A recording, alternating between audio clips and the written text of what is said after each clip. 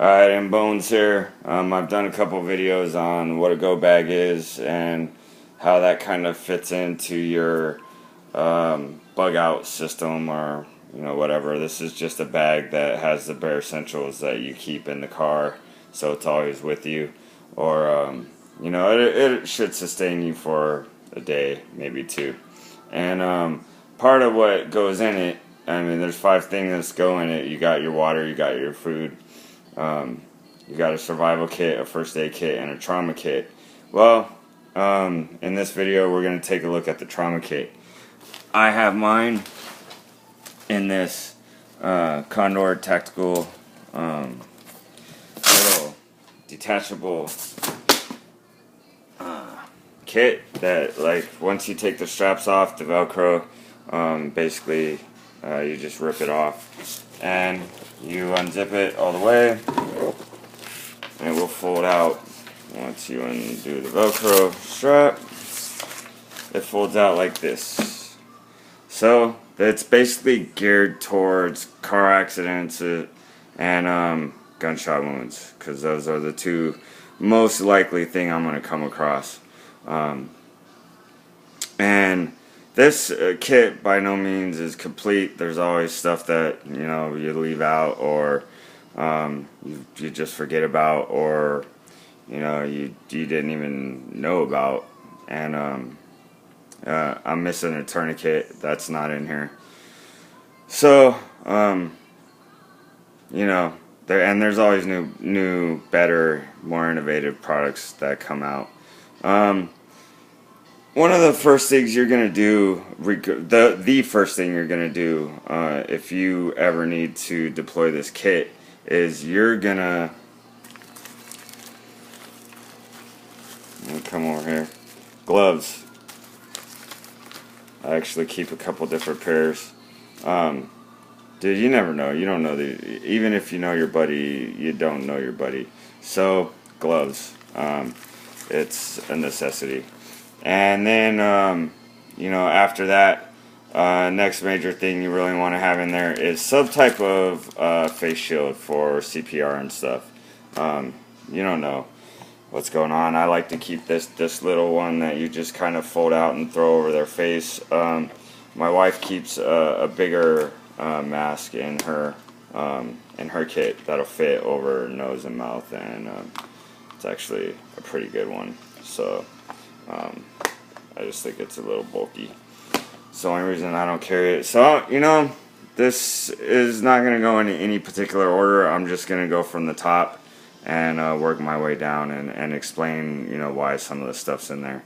And so, what do we got here?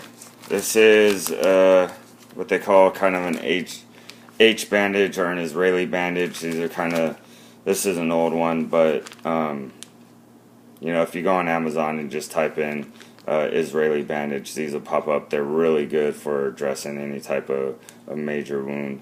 And get a couple of them, because you never know if you come across a multi-pile up or something, or if you just have one in your kit. Bullets will have exit wounds, so get 2. Next, I actually have an eye dressing, and it's got a little dropper in it just to keep it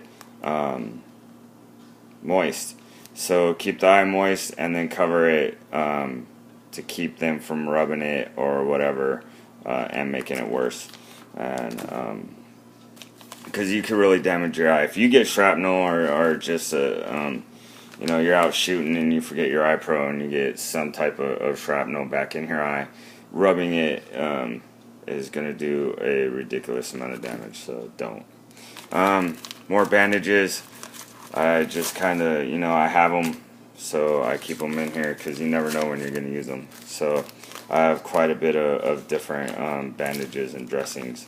Going this way, always have, even if it's a cheap pair of shears, have a pair of shears with you.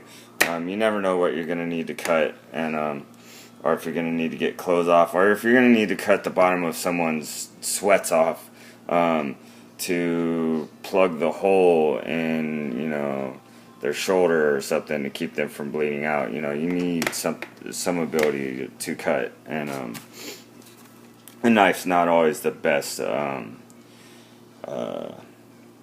option. 14 gauge needle. This is for chest wounds, and it's to seal them if you get a sucking chest wound.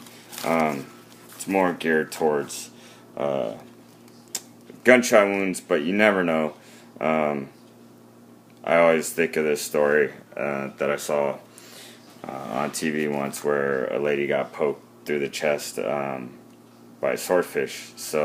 And they ended up using a Ziploc baggie, whatever closes up the wound, so you can actually breathe. Quick clot. This stuff, it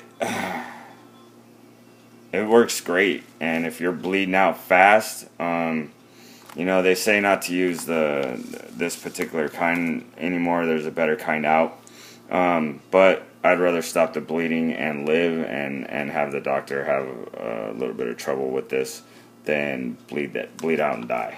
So there you go. Keep someone's airways open, a little J-tube. Yeah, pretty self-explanatory. Collapsed windpipe or whatever you come across. This is another Israeli bandage. It's just packaged. It's probably double packaged. And some of these packages, like this one, is a pretty thick plastic. If I had to, I would use that for a sucking chest wound, no problem. We're getting in here. Here's a bigger Israeli bandage or H bandage, whatever you want to call them. I don't really care. And it's vacuum sealed, and this is for a major wound here. So it's good to have different sizes, because you never know, and you never know when you're going to come across multiple injury accident or something out in the desert where you are the only one that's going to help them out. So or shit hits the fan, whatever. I want as much stuff as I can get in here. Gauze, and this pretty thick roll here, and just because you may have to wrap. You never know how much you're actually going to come across. And what else we got in here? Tape. I like duct tape. I don't have a small roll. Actually, I have already ordered them, and they're on their way. I actually butchered this kit to make a second kit, so my duct tape went to that kit. And then I just got some basic stuff down here. Stair strips, kind of keep lesser wounds open. And this is just some Band-Aid stuff, and that's basically it.